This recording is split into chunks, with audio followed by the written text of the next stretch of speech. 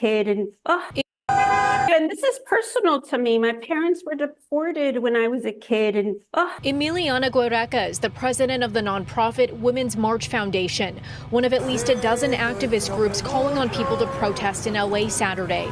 She says she and her family came to the United States from Mexico as undocumented immigrants, and it was traumatizing when her parents were detained.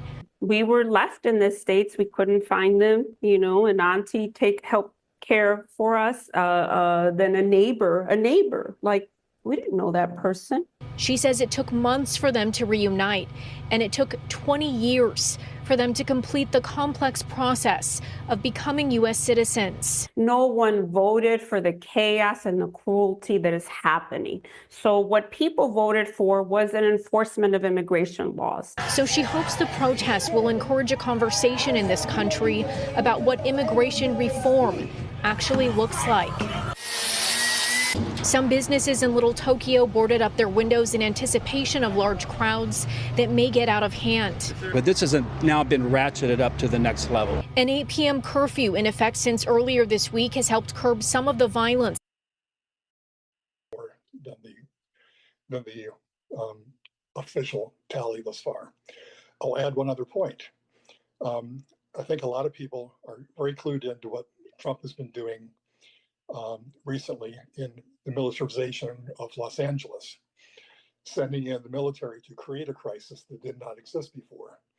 People of all kinds, all political persuasions, all backgrounds, are sitting up and paying attention and realizing what he's up to. He is attempting nothing less than the authoritarian takeover of the federal government. This is very serious stuff. What can people expect at the event tomorrow in Brevard County? Well, a whole lot of enthusiasm, a lot of flag waving, a lot of sign bearing, chanting and singing, a lot of high energy. And there will be street theater as well to dramatize the issues in play.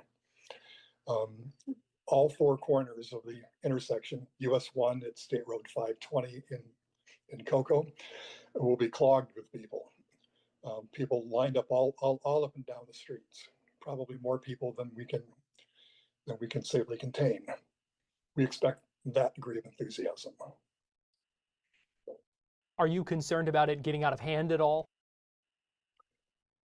I have heard rumors that